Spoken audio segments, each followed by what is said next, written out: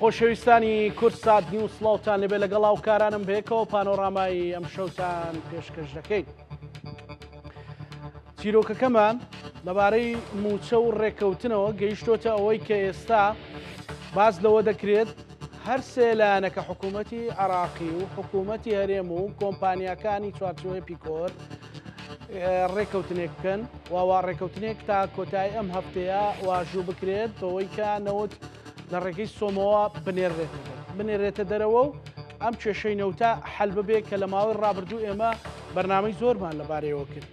ئەمە لەلایەکی تر لە داهاتی نانەوتی نزیکەی 2 هەفتە بێ زیاتر ئەنجومەنی وەزیرانی عراقی ئەم پرسەی ئاراستەی ئەنجومەنی دەوڵەت کردو بۆ ڕاژ. دوای دووسێ کۆبوونەوەی چڕوپڕ ئەمڕۆ راپۆرتێکیان نووسیوە. راپۆرتەکەیان بەرز کردوتەوە بۆ ئەنجومەنی وەزیرانی حکوومەتی عراقی. دواتە بابەتەکە لەسەر دوو تەوەرەوە کلای هەمووتان معلوماوەیەکە گەربێت و لەسەر نەوت و لەسەر نانەوتی کاتە داهاتی ناوخۆیی کە پۆلێن کراوە بۆ کۆمەڵێک داهات ئەو کاتە موچە دێت. پرسیارەکانی ئێمە لەبارەی ناوەڕۆچە راپۆرتەکەیە لەبارەی پابندبوونە لەبارەی ئەوەیە کە ئاەکەی موچە دێت بەڕاستی و ئێستا و ئەمڕۆژ حکوومەتی عراقی یان وەزارەتی دارای حکوومەتی عراق دەستی کرد بە دابشکردنی موچەی موچەخۆرانی عراق یان ناوەڕاست و باشووری عراق جگە لە هەرێمی کوردستان. میوانەکانم بەڕێز هەرێک لە بەڕێزان بەڕێز کاروان یاروەی سەندامی ئەنجومەنی نوێنەرانی عراق لە ئیدارەی گەرمیان و لە شاری کەلارەوە لەگەڵمانە. هەروەها خات و نەجیبە نەجیب ئەندامی لیژنەی دارایی لە خولی پێشووی ئەنجومەنی نوێنەرانی عراق لە شاری دهۆکەوە لەگەڵمانە. لە گەرمیانەوە بۆ دهۆک تاوتوێی موچە ئەەکەی تا کاروان سڵاو لێبێ. من ئەمەوێ باسی راپۆرتەکە بکەم ئەڵێن ئەگەر بێت و ئەو ڕاوێژکاریە ئەو بابەتی ئەو راپۆرتی کە نووسراوەتەوە بەدڵی هەرێم نەبێت دیسان گرفت دروستە بێ راپۆرتەکە چۆنچۆنیە و وەگەیشتۆ بەچی. بەڵێ زۆر سپاس. وای لە ڕاستیە ئەرکی ئەنجومەنی دەوڵەت یعنی بەپێی یاسای ئەنجومەنەکە وازحە ئەرکەکەیان ئەرکی تەفسیری قانونەکانەوە هیچ کام لە نەحکومەتی هەرێم و نەحکومەتی اتحادی ملزم نین بۆی کە ینی جێبەجێکەین تەنها ینی تەفسیرکردنە بۆ ئەو مادە قانونیانەی کە ناڕوونیەک یاخود زیاتر لە ڕایەکی لەبارەوە هەبێ. و لە سەرەتاوە حکوومەتی هەرێمەوەی من بزانم لەگەڵەوە نەبوو کە ئەم پرسە بنێردرێ بۆ ئەنجومەنی دەوڵەت چونکە دیار بوو یعنی ئەم ئەنجومەنە مادام ئەرکەکەی تەنها تەفسیرکردنە و کاتێکی زۆرە کوژێ و ناگەنە ڕێکەوتن و باشترین بژاردە ئەوە بوو یعنی گفتوگۆی نێوان هەردوو وەفدی حکوومەتی اتحادی و حکوومەتی هەرێم بەردەوام ببوایە و یعنی ئەو وردەکاریانەی کە مابوو لەسەری ڕێک بکەون چونکە ئێمە کاگزانە لەسەر بەشێکی ئەساسی لە گرفتەکان و لە کێشەکان جۆرێک لە لێکتێ گەیشتنەوە جۆرێک لە چارەسەرات بۆ ئاراوە و من پێشتریش وتومە یعنی حکوومەتی هەرێمی کوردستان بە تایبەتی ئەبێ خۆی ببوورێ لە هەندێک لە تەفاسیل و لە وردەکاریەکان چونکە ئێمە ئەبێ لە پێناوی چارەسەرکردنی کێشە گەوراکە و کێشە سەرەکیەکە زۆر جار چاوپۆشی بکەین لە هەنێ وردەکاری و لە هەنێ کێشەی بچووک. ئەوەی ماوەتەوە لە ڕاستیە لە ئەمڕۆ تاکو ڕۆژی سێشەممە دوو کێشە هەبووە کە هەردوو حکوومەت لەسەری ناکۆک بوون. یەکەم مەسەلەی داهاتی نانەوتی چارەسەرکردنی و یەکلایکردنەوەی پەیوەستە بەو تەفسیرەی کە ئەنجومەنی دەوڵەت ناردوێتی. من پێم وایە بۆ پێشتریش وتومە ئەم ئەنجومەنە ناتوانێت بە شێوەیەک تەفسیرەکە بنووسێ کە لە خزمەتی چارەسەرکردنی کێشەکە بێ و بۆیە ئەم تەفسیرەی کە ئەمان نووسیانە تەفسیرێکی دوور و درێژە کە بۆ قانونی ئیدارەی مالیە مادەی 29 بۆ قانونی موازنە مادەی 12 نووسیانە و ئەم دوور و درێژیە و ئەم جۆرێک لە مەتاتیەی کە بە تەفسیرەکەەوە دیارە ناتوانێت بە ڕاشکاوی چوارچێوەیەکدانە بۆ چارەسەرکردنی کێشەکەەوە بەرچاوی هەردوو حکوومەت ڕوون بکاتەوە هاوکاری هەردوو حکوومەت بگەن بە ڕێککەوتنێکی مامناوەندی هاوسەنگ لەبارەی کا کاروان ینی ئەمە مێنێتەوە بڵێ ببورە لە کۆڵ خۆیان کردوتەوە ئەنجومەنی دەوڵەت ینی بابەتەکەیان لە کۆڵ خۆیان کردوتەوە ینی بابەتێکی مەتاتیەوە تا لاستیشیە ناتوانرێت ڕێیەکی ڕاستت پیشامدا من ناڵم لە کۆڵ خۆیانیان کردوێتەوە لە ئەساسە ئەم گرفتە گەورە کە بووە بە قەیرانێکی درێژخایەن زیاتر لە 10 ساڵە 11 ساڵە لە نێوان هەردوو حکوومەتە هەیەەوە ینی لە ڕاستیە بە کۆمەڵی قۆناغا ڕۆیشتووە و تایبەتێم 3-4 ساڵەی کۆتایی قۆناغی باشی بڕی ینی چوارچێوەیەکمان هەیە ئێمە پێویستیمان بەوە نییە بۆ چارەسەرکردنی بکێشەیە پەنابەینەبەر ئەنجومەنی دەوڵەت یاخود هەر دامەزراوەیەکی یا ئەنجومەنێکی تری فدراڵی بۆی یارمەتیە ولاو دەم کێشەیە چارەسەر بکەوە ئەمە پێشتر قەراری محکەمەی ئیتیحادیەیە و قانونی موازنە هەیە و ڕێکەوتنی نووسرا و مۆرکراوی نێوان هەردوو لا هەیە یعنی ئەتوانن بگەڕێنەوە بۆ ئەمەوە لە چ خاڵێ نزیکن خێر عەلا خێر و ئەو خاڵانەی کە ماوە دوورن لە یەکەوە گفتوگۆ بکەن و هەوڵ بدەن کە تێڕوانینی هاوبەر دروستکەن بۆی بگەن بە ڕێکەوتن چونکە ئەمە کاکزانە ئەم درو درێژیە و ئەم تەفسیرەی مەجلیسی دەوڵەت لە ڕاستیە چوارچێوەیەک وەکوتم چوارچێوەیەک دانانە بۆ مەجلیسی وزرا ڕۆژی سێشەممە قەرارێ بدا و ئەمە دەرگا ئەکاتەوە بۆ گفتوگۆی تر و دەرگا کاتەوە بۆ مناقشە چونکە کە ڕەکە ڕاشکاو ڕوون و دیاریکراو نەبوو با بڵێن بە سەریحی نەیوتبێ کە چارەسەرەکە چییە و تەفسیرەکە چییە دەرگای گفتوگۆ کاتەوە من پێم وایە ڕۆژی سێشەممە ڕەنگە لە دەرەوەی تەفسیرەکەی مەجلیسی دەوڵەت گفتوگۆ لەگەڵ لەسەر 1-2 بژاردەی تر بکرێ و ئەو بژاردانە بژاردەی تەوافقی بن و لە دەرەوەی ئەم ئاڵۆزیەی کە بۆ تەفسیری قانونی ئیدارەی مالی و قانونی موازنە دروست بووە ڕەنگە بەدوای بژاردەیەکی تەوافقیە بگەڕن کە ڕەنگە چۆنەڵی یعنی بە گۆترەی لەسەری ڕێکەوە ئەو 120 میلیارەی کە مانگی 5 و 6 لەسەر دادراوە ڕەنگەمێکێک لە بژاردەکان بێ باشە کاکاروان بە 120 میلیارەکە حکوومەت بەردەوام بێ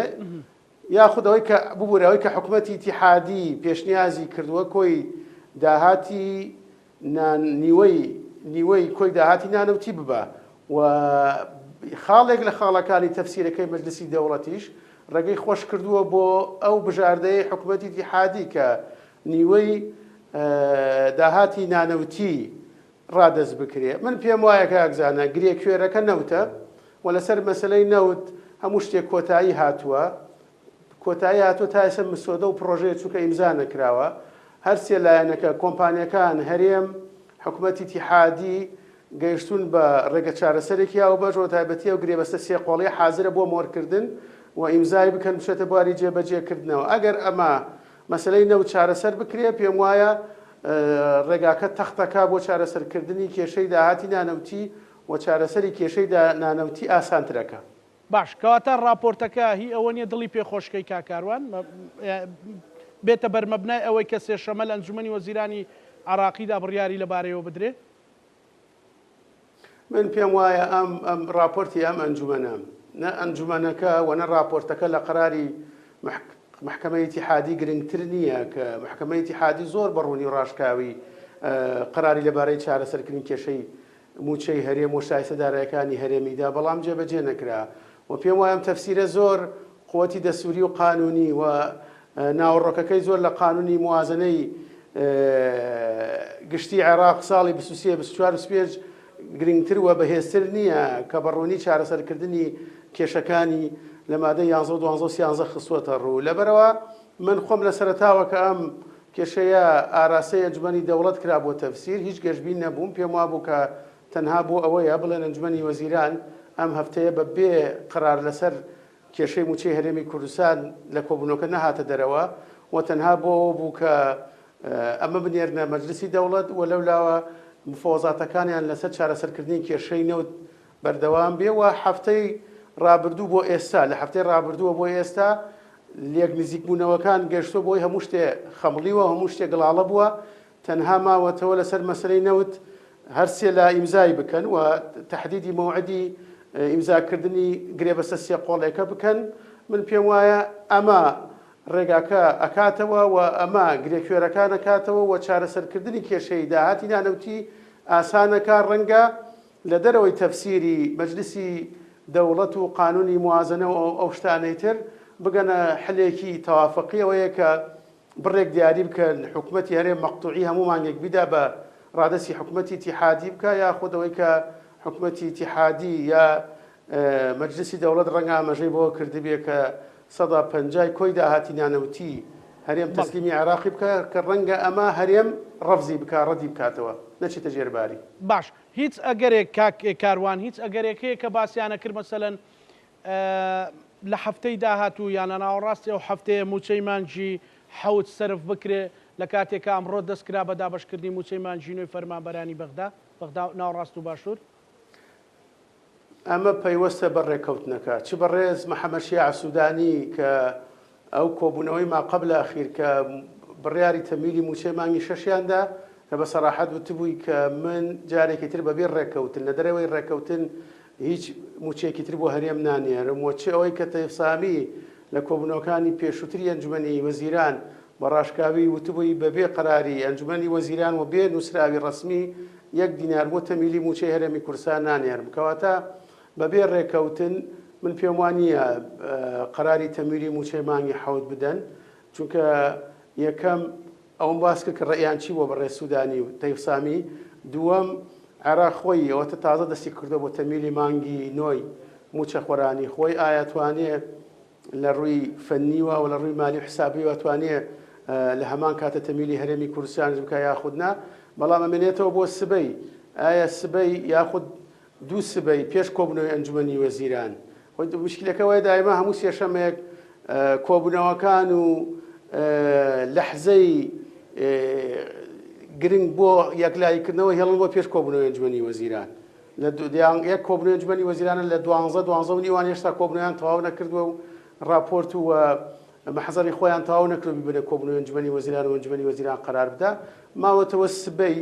ئایا سبەی و دوو سبەی پێش کۆبوونەوەی ئەنجومەنی وەزیران گرێ بەسە سێ قۆڵێکە ئیمزا ئەکرێ ئەگەر ئەمە ئیمزا بکرێ پێم وایە ئەگەر لەسەر داهاتی نانەوتیش نەگەنە ڕێکەوتن بەڵام ئەگەر ڕێکەوتنی سێقۆڵی گرێبەسی سێقۆڵی نەوت ئیمزا بکرێ ڕەنگە قەرارێک بدەن بۆ تەمیلی موچەی مانگی حەوت ئەمەش بە هەموو ئەگەرێکەوە ئەگەر قەرار بدەن بە هەموو ئەگەرێکەوە ئەکەوێتە هەفتەی ئایندە یان ئەکەوێتە کۆتاییە مانگە. بەڵێ ئەگەر ڕێمەولات کاک کاروان نەجی بەخان بەڕێستان لە ئەنجومەنی نوێنەرانی عێراق بوون پێشتر ئەکتیڤ بوون چ زانیاریەک تێ لەبارەی راپۆرتەکە کاکاروان پێی وایە راپۆرتەکە تا ڕادەیەکی زۆر مەتاتیەوە مقنعکەر نابێ ناتوانێت ڕێگەی چۆن ڕۆشن بۆ حکوومەتی عێراقی و هەرێمیش دیاری کە بگەنە ڕێکەوتنێک بۆ چوونی بەڕێستان سڵاو و ڕێز بوو جەنابێتە و تەماشەوانن تەلەڤیزۆنەوە هەروەسا بوو مێهوانێ جەنابێتەیە بەڕێز بڕاستی ئەسڵان شولێ مەجلس دەولە ئەنجومەنی دەولە طبعا بەری هینگێنەوەوێ مەجلس شورى الدولة بو مجلس شورى يعني شورى مشورته نا إلزامية نا ملزمة قرارية رأيوية يعني بس دي رأي خدته دوزرو هفدي مجلس شورى الدولة هاتا جهرين بمجلس الدولة وتشكيله ويجي هاتا جهرين بس ده صلاة وصلاحيات مجلس الدولة بيتر راويش كارينا بيتر يعني ملزمة تشي بيجي چنكو مشاريع قوانينا ام بروجيت ياسايا وقت حكومة درست كاتن شهر وزارتك چيتا مجلس شورى الدولة او مجلس الدولة وبرلماني چيت ورگرتنا رأي آن مشورت آن بوچونا مجلس الدولة اندامت و سر بابت دهات ننفتي يعني تفسير وتصنيف يعني شنو فكرنا بيناسكرنا دهات ننفتي أفا طبعا سر دخوزيا حكمة عراق فدرال بو بس اگر تو به سحكي رابورتاوان اجي رابورتاوان بگومان رابورتاكا اجتهادية رابورتاكا مرونات تدا رابورتاكا حدي وحازمنينا بس يعني تشتي جرينك اس حس كان بيجم اس خالك وقالك جرينك اس حس كان بيجم يعني راستي سزادانا خلق هرم كردستاني سزادانا متخورن هرم كردستاني بيچواني همي بنمای دستوری و قانونی چنکو دستور تأكيد السرهندت كتن هاولاتية عراقي مادة 14 العراقيون متساوون يعني هم هاولات عراقي لازم يكسان بن برانبري ياسوي أربوشي متخورن هرم كردستاني هيوا حفت هيوا هاش نورجت يا بله باشور و نوراست عراقي أبا هيوا نهي وردگرن چه فرق اگر هرم کردستان سزادانوانش بر خلافك و ناکوکیه که نافبرا حکمت عراق فدرال و حکمت هرم کردستان اوه مشکله و کیشا هر دو حکمتایه نه کیشا هاولاتیه یعنی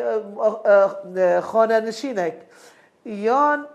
رعایه اجتماعی یا فرمانبرک بچیت دوامخو یا آسایی روزانه وكي فرمانبر بغداد وكي فرمانبر ميسل وكي بصرة أربوشي دي بغداد و بصرة موچه خو سر هيبه شايست داري ورگريت هشتا نبويا بستونه هيبه جي أربوشي عيني فرمانبر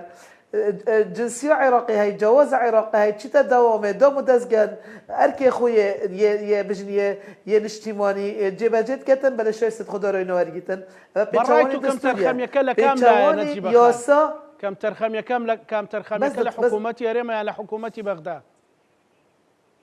بس تمام كم عفو بزحمت بيچواني ياسا بجا 2023 24 25 ماده 11 و 12 و 13 تأكيد السرهنده كريكو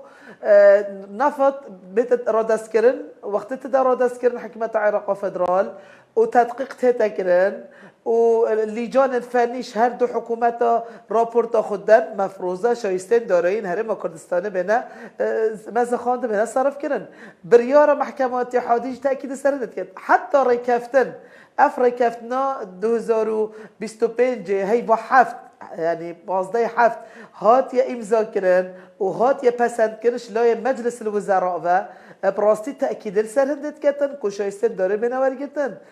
اف حجته و اف بهانه براستي چجاره خلاص نابن بوچی خلاص نابن چنکو حتی نو که دولتك و مؤسساتی نه پیناسه یا دهات نفتی هبیتن يعني تا چه یاسا چرا ما تنين بيناسا دهاتنا نفتيب كات الجوري دستوري الجوري او دصالات فدرالي او دصالات نا فدرالي اي نكدهم جواب بسياره جانب تبدم كم ترخمي كيشكا بظاني بصراحه كم ترخمي مشكله مال قلب بغداد مساله كم ترخمي ونا كم ترخمي يعني يبوري او تيباري مساله كوكيش بهسترا كيش لايم بهسترا وقت عراق وقت دصالات بغداد بصراحة يعني 2003 و 4 و 5 و حتى 12 و حتى 13 پیوستیوانا بكردستان هاي و كردستان تحالف كردستاني بو هاو پیمانیا كردستاني بو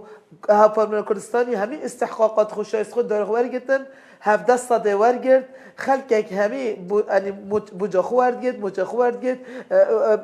بوجا و برهنان ورگرد بس وقت عراق بهز كاتي و براستي محتاجيوانا هاوپیمانی کردستانی نمای هاوپیمانی کردستانیش نمای همی بنا حق بجن يعني جدا بود چه پارتی چه ایکتی چه نوینوی چه الویس چه یگرتو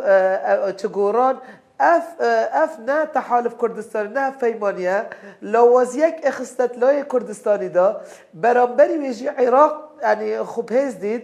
يعني منطقة هزة وزعيفية ولوازية تعاملت كات نا منطقة دستور وقانون وجبجة كرنه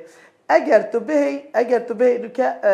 يعني سحكي حكمت عراق صالة 2014 حتى 2023 تقول هرم كردستان نفطة را دستي مبكة بريارة محكمة باريس ومحكمة اتحادي نفط هات را دست کردن بو حکمت عراق فدرال هات را دست کردن او چو یادویه دهات نفتی الدیف بودجه 2023 و 24 و 25 و قانون يعني يا واردات اتحادي وقانون يا مالي يا مالي تأكيد سنة كو بينجي صده اجدهاتنا نفطي بو وان باريزگه ها بچيد او پارێزگەهێن داهات هەی یعنی بنمونە بەسڕە مینەفاوێ هەی نيفوي دهاتي بو بصرب مينيتن بو مثلا تا يعني دهاتا كنا نفتتا هاي بورزجها كي يا برية يا جوية أو نيفوي بنجي صدي بو وبورزجها بيتا ترخان كرن بس كيشما القلب بغدا بيناسا دهاتنا نفتيا قد ضريبة بوج أما بوج بابو قبيل كر أو بنا يعني تسليم حكمة عراق فدرال كرن جمرك سرارايكو جمرك بتشواني مادة 114 دستورنا 115 دستورنا بس سراراي أو جيبو اتحادي نوكا حكمة عراق فدرال داخازياوي بهمي دهاتيا يعني سرتراش خانكش رسوم بدتا بلديه لازم او رسوم او پاره بچیتت خزینا گشتی دا خسته خانک تو پسولا خسته خانکش نسخه کی ور بگیری دهات و حکمت عراق و فدرال داخواست کرد اوج بچیتت خزینا گشتی دا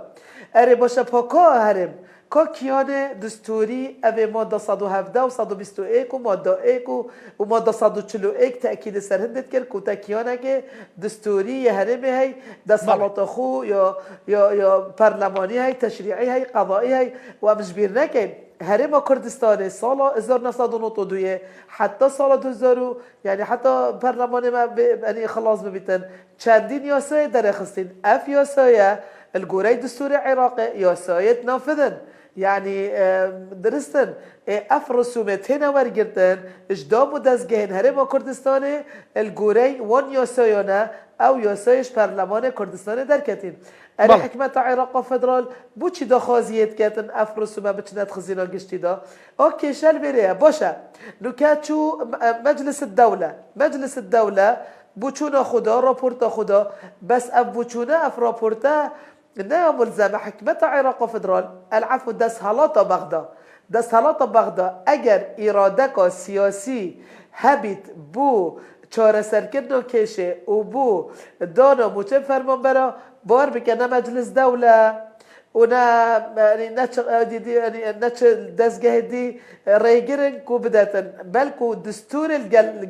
الگل دانا شایسته داره این هرم کردستانه تمام 110 های اختصاصات حصری همیه دیار کرین تا یاسا بودجه 2023 24 25 های فرضاً دبیجین هر دو حکمتا ناکو کیا های هر دو حکمتا پیناسه یا دهات نفتی های اره درسته تو سزادانا متخور الهرم کردستان بکی اره بچحق يعني بچحق حكمت عراق فدرال ابسه هيبه متخور فرم يعني ندنا يعني بكفتيك رعاية اجتماعي بارخ ورقي بيراجنك ديكا شهيدكي راستي متخونه ورقيتن عيني وقتي يه بغداد ويه بصره ويه مثل ورقيتن يعني براستي نا دستور نا شريعات نا اخلاق نا قانون نا يسار نا حتى ركفتن بقبيل زور باش اگر مولات خاتون جيبه كاكاروان يعني براستي ناونا ولا هنديك لا لدوان درچه اله 48 کاژمێر لە بەردەم چارەسەری پرسیمو چەماوە 72 کاژمێر ماوە ئەڵێ سعاتی سفر دیارەکەن مەسەلەن بەڕاستی ئەم بابەتانە یعنی ماندووکردنی زیاتری مەزاجی خەڵک نییە مەزاجی ماندی بوونی مەزاجی موچەخۆران نییە یان بۆچی ینی بەڕاستی وایە ینی ئەم جەدە لە چڕ و پڕە هەیە 24 کاژمێری تر نەخێر 48 کاژمێری تر سبەینێ کۆتایی پێدێ بوو مودەکە ینی ئەمە ئەم بابەتانە بۆ دەرەچن هەندێک زار لە پەرلەمانتارەکانی شەوە بەڕاستی ئەمە لەلایەک لەلایەک شتیش نەجیبەخان ئەڵێ کە بەڕاستی بابەتەکە پەیوەندی بەهێز و دەسەڵاتەوە هەیە بابەتەکە پەیوەندی نیە بە یاسایی و نایاسایەژینە لە ڕووی یاسایی و دەستوریەوە معقوڵ نیە هەر هاوڵاتێکی عراقی ئەو موچەی مانجینەوەی وەرگرت پێ بەڵام ئەوی تر مانجی حوتی وەرنەگرت بێ بەڵێ بەڕاستی کاکزانە خۆی کێشەکە هێندە درێژەی کێشە و یعنی ئەم کێشەیە کە ئێستا ئەتوان بڵام قەیران نیکە کە 10 ساڵە 12 ساڵە لەبینی هەردوو حکومەت بەردەوامە يعني قال لي نيوان دو دولة شوى نقل نيوان هريمكو حكومتك اتحادي حكومتك فدرالي نيوان دو دولتي جوازي سر بخوش بوايا ام كيشانه سر سر ببو ولا راسيه كاتيكي زور طاقت بروكينر بچار سر كردني ام كيشه درا و ڕێگەی جۆرا و جۆر تاقی کرایەوە و دانوستاندنێکی تااقەت پڕۆکینەری درودرێژ کراوە لە سەرباری هەموو لە ئەمانە خەڵکی کوردستان بەڕاستی یعنی زەحەی گەورەی قوربانی گەورەی ئەم قەیرانە بوون کە هەردوو حکومت لە ڕاستی ئیرادێکی بەهێزیان نیە بۆ بتوانن چارەسەری بکەنەوە پێم وایە هەندێک جار هەندێک بەڕێز لێرە و لەوێ قسە ئەکەن چ ئەوانەی کە یانەوێ لە منتەڵەقی گەشتبینیوە قسە ئەکەن وانەوێ وای پیشاندن کە کێشەکە کۆتایی هاتووە و چ ئەوانەیەشی کە زۆر ڕەشببینی بەبێ زانیاری قسەکەن پیان وا بێ هەموو شتێک کۆتایی هاتووە و کێشەکە ناکاتە چارەسەر لە هەردوو بارەکە یعنی خزمەت بە باری قورسی دەرونی خەڵکی کوردستان ناکەم من پێم وایە ئەم کێشەیە لەوە زۆر لە زیاتر لە حەجمی خۆی زۆر زیاتر لە ماوەی خۆی یعنی کاتی پێدرا ئێستا گەیشتێتەوە نقطەیە بێم کێشەیەک لا بکرێتەوە بەڕاستی ئەبێم کێشەیەک لا بکرێتەوە بڕیاری چارە نووسازی لەبارەوە بدرێ و هەردوو حکومەت لە بەردەم بەرپرسیارەتی دەستوری ئەخلاقی ئینسانیان کە ئەبێ بەرپرسیارانە قراردن و قراریشیاندا ئەم جارە ڕێکەوتن ئەبێ هەردوو لا پابند بن و بێ جێبەجێ بکەن ئێمە لە ئەم 3-4 ساڵی ڕابردووە زیاتر لە دەجار هەردوو حکومەت ڕێکەوتون و چ ئەوەی کە ڕێکەوتنەکانی خۆیان مباشر کە فۆزاتیان کردووە چەوەی کە محکەمەی اتحادی قراری داوە چەوەی کە قانونی موازنە بووە ڕێکەوتون بەڵام بەداخەوە هیچ کام لەم ڕێکەوتنانە نەبووە مای ئەوەی کە بە معادلی 2 مانگ 3 مانگ موچە بەبێ کێشە بێ مانگی هاتووە لەسەر دووەم ئەو پەڕی 2 مانگ هاتووە لەسەر 3 مانگ کێشە دروست بووە کاتێتی ئەم کێشەیە لە بنەڕەتەوە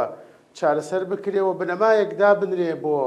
ئەم کێشەیە حکومەتەکانی داهاتوو کە قانونی موازنە نێرنە پەرلەمان و لەسەر بنەمای ئەو مەبدەئەوە ئەو ڕێکەوتنە و هێڵە گشتیانەی کە هەردوو حکومەت لەسەری ڕێکەوتن قانونی موازنە بنێرن و ببێتە مایەی چارەسەرکردنی کێشەی موچەی هەرێمی کوردستان نەوەک ئێمە ئێستا ئەگەر ئەم ڕێکەوتنە دوو سبەی ئیشاءڵڵا ئەگەر دوو سبەی ئەم ڕێکەوتنە گەیشتە قۆناغی کۆتایی خۆی و پەسەند کرا چ ئەوەی پەیوەندی بە نەوتەوە هەیە و چ ئەوەی پەیوەندی بە داهاتی نانەوتیوە هەیە یعنی هیوادارم لانی کەم تا سەر ساڵ تا سیویەکی 12 نەخێر تا قانونی موازنەی ساڵی 2026 بڕ بکە مۆیلانی کەم ئەم چەند مانگی ماوەهی خەڵکی موچەی خەڵکی هەرێمی کوردستان نەبڕدرێ و نەفەوتێدرێ و لانی کەم جۆرێک لە ئەستقراری دارایی لە هەرێمی کوردستان هەبێ و هاوڵاتی کوردستان دیسانەوە لەژێر باری قورسی دەرونیان نەبێ موچە دێ نایە بەڕاستی کاک زانە وامان لێ هاتووە بە قورعان من هەنجا شەرمەکەم دێم بۆ بەرنامە باسی موچە ئەەکەم یعنی شەرمەکەم بۆ مۆنایی ئەم کێشەیە زۆر زۆر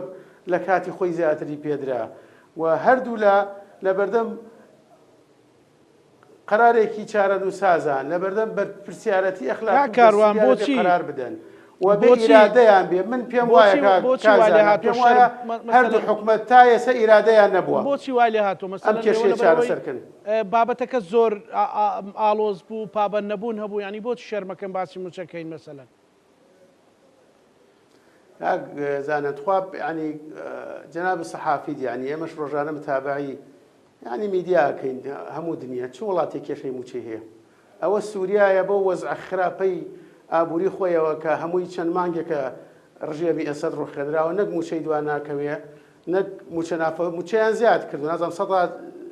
مزاحفی چەند زیادیان کردووە موچە ئەوە ئێرانە بەو حیسارە اقتصادی گەورەی کە لەسەرێتی بڕوانە یعنی بینیوتە کێشەی دواکەوتنی موچە هەبێ ئەمە لە لایەکی ترەوە ئەم موچە مافی سەرەتایی خەڵکە و ئەم مافە سەرەتایی خەڵک یعنی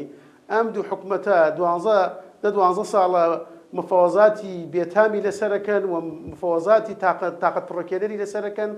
نەگەیشتنەتە ڕێکەوتن و هیوادارم من هەڵەبم من ڕەشبین نەبم من پێم وایە هەر ڕێکەوتنێک بکرێ لانی زۆر تاسی بێکی 12 ئەم ساڵە چێ ئەگەر زۆر بچێ لە دوای ئینتیخابات بەڕێسوودانی بۆ ئەوەی بێوێ کەسپی پشتیوانی کورد بکە ڕەنگە تا تەشکیلی حکومەتی داهاتوو بۆ تا قانونی موازنەی داهاتوو ڕێکەوتنەکە بەردەوام بێ بەڵام بەداخەوە ئەوەی لە ساڵانی ڕابردووە هەبووە سەرباری ئەوەی ئێمە لە 3-4 ساڵی ڕابردوو چ لە پەرلەمان چ لە محکەمەی ئیتیحادی چوارچێوەیەک دانرا چوارچێوەیەک دیاری کرا بۆەوەی ناو ئەم چوارچێوە کێشەکە چارەسەر بکرێ بەڵام بەداخەوە هەردوو حکومەت پابند نەبوون. من ڕووی دەم لە حکومەتی هەرێمی کوردستانە. حکومەتی هەرێمی کوردستان بە هەموو کەم و کوڕیەکانەوە بەرپرسە لە ژیانی خەڵکی کوردستان و بەرپرسە لە ئیدارەدانی هەرێمی کوردستان و ئەوەی کە برسیە ئەوەی کە بێموچەی خەڵکی کوردستانە و ئەوەشی کە بەرپرسیارە لە ژیانی خەڵکی کوردستان حکومەتی هەرێمی کوردستانە. من تکام وایە حکومەتی هەرێمی کوردستان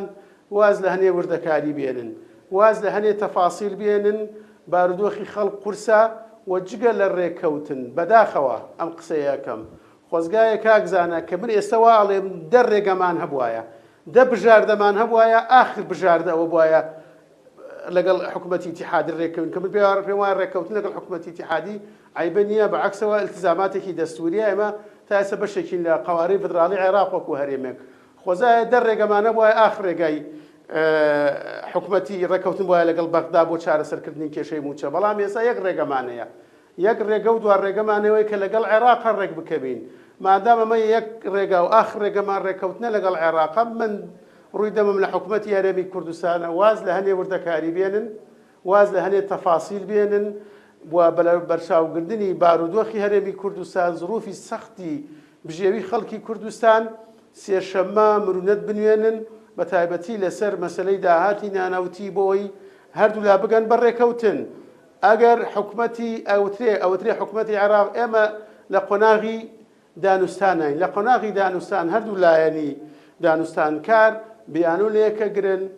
و هەوڵەدەن بژاردەی تازە بێنە پێشەوە، مراوغە لەگەڵێک ئەکەن بۆی هەریەکە مووقوفی بەرامبەری زەعیف کا و ناچاری کا بڕێکەوتن. ئەگەر ڕێکەوتنەکە خرایە سەر کاغەز ئیمزا کرا لە دەرەوەی ئەو کاغەز و ئیمزایە، لە دەرەوەی ناوەڕۆکی ڕێکەوتنەکە حکومەتی ئیتیحادی بیانووی تری لە هەرێمی کوردستان کرد، ئەوە بەڵێ خەتای حکومەتی ئیتیحادیە بێ هەمومان بە هەمووانە لیان قبول نەکەین. بەڵام من پێم وایە ئەمە دوا دەرفەتە حکومەتی هەرێمی کوردستان دوو بژاردەی لەبەردەسایە. بژاردەی یەکەم ڕێکەوتنە لەگەڵ عێراق، بژاردەی دووەمەوەیە بێتەوە خۆی قەرار بدە، خۆی ئەتوانێ ئایا نەوت بفرێشێ ناتوانێت بیفرۆشێ، خۆی ئەتوانێت بەو شێوەی ئەو ڕقەمەی کە خۆی باسیەکە داهاتی نانەوتی کۆ بکاتەوە موچەی پێ بدا بە چوار بەو ڕقەمەی کە خۆیان باسیەکەن بە چوار بانگ ناتوانن موچەیەک بدەن. کەواتە قەرارە دروستەکەوەیە لەگەڵ عێراق ڕێکەوین و قەرارە دروستەکەوەیە واز لە هەنێ تەفاسیل بێنین. من بۆیە وتم کاکزانە هەردوو حکومەتایە سە ئیرادەیەکی بەهێزیان نەبووە، وەڵاهی ئیرادەی بەهێزە بێ، وەڵاهی قەراری مزبەق هەبێ پێویستی بە 12 ساڵ نییە، بە 12 ڕۆژ بە 12 سەعات ئەم کێشەیە چارەسەرەکرێ. لەبەرەوە ئێمە لە قۆناغێکی چارەنووسازین. من نازانم سێشەمە چی ڕوئەدا، بەڵام مەسەلەی نەوت یەکلا بووەتەوە ئەگەر تێک نەچیە نەک یەک ئەگەر نەک یەک ئەمما کە قسەکەین لە عێراق زۆر جار بێت دە ئەگەری تیاخین دە ئەمای تیاخین چونکە زروفەکە وایە نازانی. هەر ڕێکەوتنێک لە عێراق محکومە بە هەنێ تەدەخولات، محکومە بە هەنێ فشار کە ڕەنگە لە لەحزەیەکە هەڵوەشێتەوە. هیوادارین تا ڕۆژی سێشەمە ڕێکەوتنی سێقۆڵی ئیمزا بکرێ، کێشەی نەوت بخرێتە لایەکە و کۆتایی پێبێ کە ئێستا بە پێی زانیاری من هەموو شتێک کۆتایی هاتووە، ڕێکەوتنەکە نووسراوە، هەر سێ لایەنەوەکەیان لەسەر مسۆدەی ڕێکەوتنەکە داوە، بەس ماوە تەوقیتی مەراسیمی ئیمزاکردنی ڕێکەوتنەکە گرێ بەسە سێقۆڵێکە دیاری بکەن. ئەمێنێتەوە مەسەلەی داهاتی نانەوتی. من پێم وایە نەوتەکە تێپەڕێ، داهاتی نانەوتی شتێک چەند ملیارێک کەمتر چەند ملیارێک زیاتر حکومەتی هەرێمیدا بە عێراق هیچ لە مەسەلە ناگۆڕێەوە ئەتوانن بگەن بەڕێکەوتن. زۆر باش کاکاروان لەگەڵمان بمێنیتەوە. نەجیبە خان بەڕێزت وەکەوەی کە پێشتر ئەندامی ئەنجومەنی نوێنەرانی عێراق بوویوە وەک لە قسەکانی شتا دیارە کە زۆر خەمی موچەخۆرانی هەرێمی کوردستان تۆکەوەی لە قسەکانی کاکاروانی شاروا دەرەکەوێ. یعنی ئێستا مانجی خەڵک چاوەڕی موچەی مانجی حەوتەکە، پێت وایە هیچ موچەیەک لەم ساڵا بفەوتێ وەکەوەی پەیوەندیت بە ڕەفیقەکانت بە هاوڕێکانت لە ناو حکوومەتی عێراقی لە حکوومەتی هەرێم لە ئەنجومەنی نوێنەران کرد بێ؟ طبعا قراره دانا موچن طبعا كموچه بداخل وخوزي بوجبا يعني كمشاري بوجي كربا بس يا حصرا كتيت موچيدا براستي كاس نشد پیشبینی بکرد بجیتن کد کیش هیودن کیش هیونادن چونکو قراره دانا موچن هرم کردستانه بل كنا حتى دست حكمته عراق فدرال جدالنا دست حالات بغدادایه دست حالات بغداد لاینه که دیاری کری او لاین او بریار داد تزانی بو چی یعنی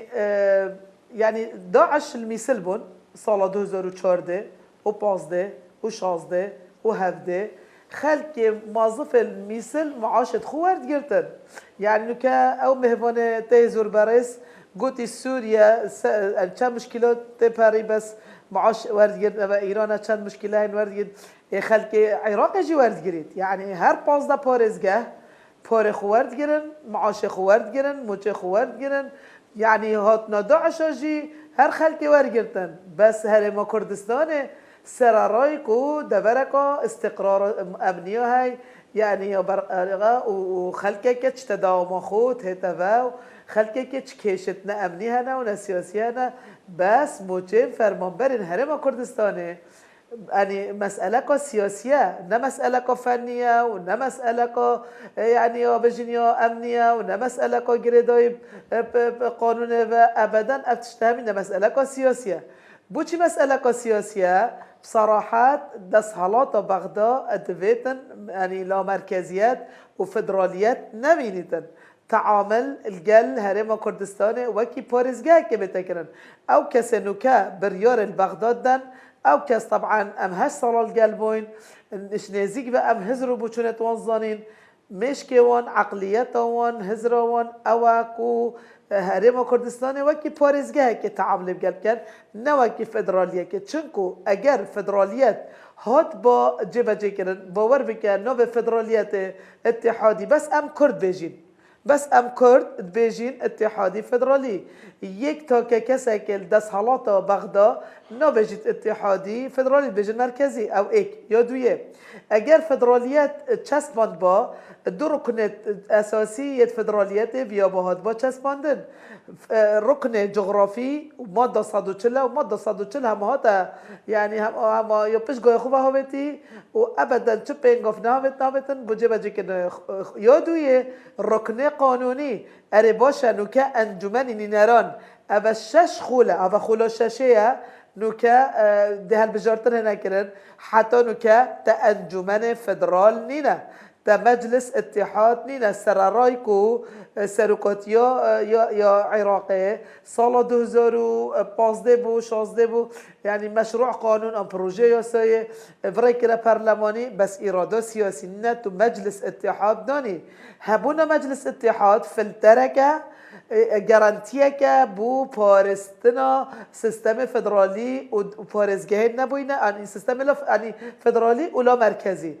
بس اراده سیاسینینه کو سیستم الا مرکزی و فدرالی به تجربه جی کرن مسئله موچن فرمان براجی یا گریدای ببه باشه نوکه کاک از حس کنوی خالج بجم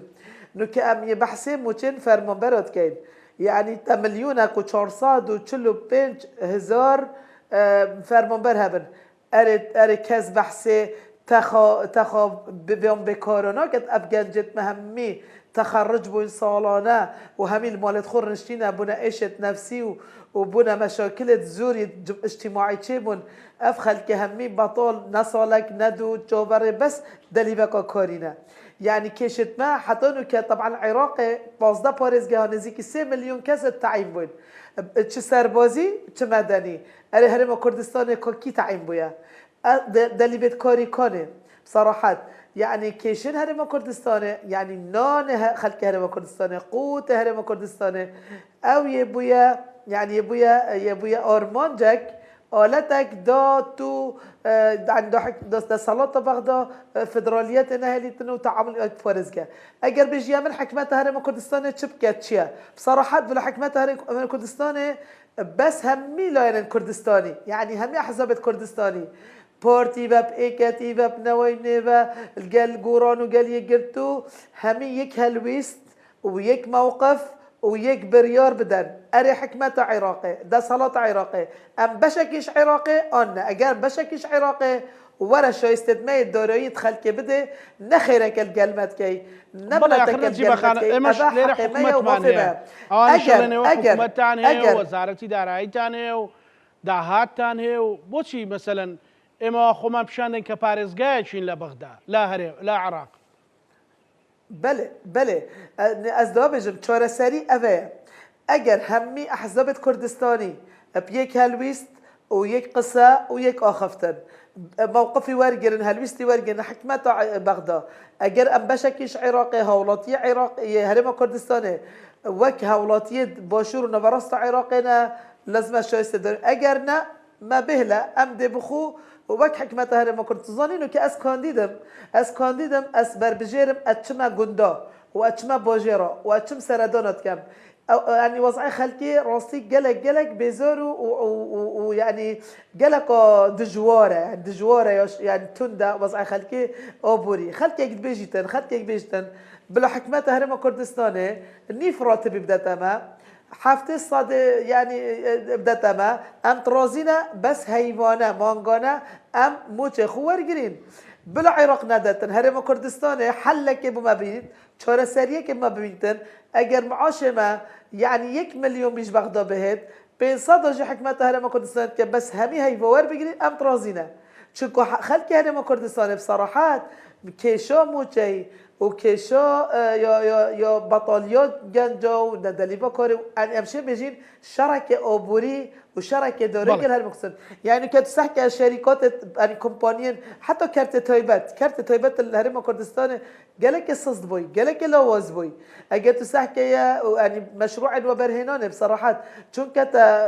تا بوجا وبرهنان اجي تبرورديا هرم كردستان بكي الجال باشور نوراست عراقي چون كنت بوجانينا يعني اوجي وقت در انجام توي شرعيه او حكمه عراق فدرال جال هرم كردستان كان كواتا يعني لازمه همي احزاب كردستاني لاين كردستاني یک بریار نشتیمان يعني نشتیمان کرد و کردستان و نشتیمان يعني کرد و آرمان جو هدف و هر حزبه که کوتا که کسی کرد بیتن برجواندیا کردا بیتن يعني یک موقف فرمین اره بغداوره مهمیتش تسلیمی تکر خطا ام خطا بارین سزادان خلق هرم کردستان قابلی قبول نینه سزادان متخور قابل قبول نه یان ام بشکیش عراقی حال ما بحال نابراست و باشور عراقی متخور بینن یان جی اما بیجا با هرم بخو جداب بن سر و بلا هرم کردستانی وقتی بیتن حق هرم کردستانی بدته خالا دی گلکا از حس کم بیجم گلک سپاس کا یعنی خلق چاوره بریارت بله بريارد يعني مصلحته خلق ده بنشوفه خلق جبرنا الان بله كاكاروان دو سرنجي برستان والله دو سرنجي منه ويك هيمان هذا ويك تأكيدنا لو كبير حكومتي هرمي كردستان وحكومتي اتحادي بربرسيالتي اخلاقي ودستوري وانساني اخوان جيب كان وروجي السيشما او ليكتي جيشنا او برو بيرشون نزيبونوي هي لتوارتشوي ڕێکەوتنێکی تازە لە قاڵبی بدەن و ئەمە ببێتە دوار ڕێکەوتن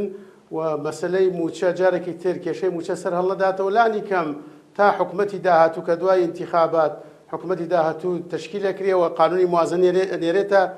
پەرلەمانی داهاتووی عێراق لانی کەم تا و کاتە بەردەوام بێ. زۆر سپاس بۆ بەڕێز کاروان یاروەی سەندامی ئەنجومەی نوێنەرانی عێراق لە شاری کەلارەوە لەگەڵمان بووی. سپاس بۆ بەڕێز نەجیبە نەجیب ئەندامی خولی پێشووتری ئەنجومەنی نوێنەرانی عێراق لە شاری دۆکەوە لەگەڵمان بووی. بە هیوای نێو چیرۆکە ناخۆش و تراژیدی و ماندووکەرە کۆتایی پێبێت و باس لە پرسەکانی دیکەی نیشتیمان و نەتەوە بکەین و موچەخۆرانیش لە سەری مانگدا موچەی خۆیان و حەقی خۆیان وەربگرن. ئێمەش پانۆرامامان پێشکەشکردن و ئەتانکەی نامانەتی خوای گەورە.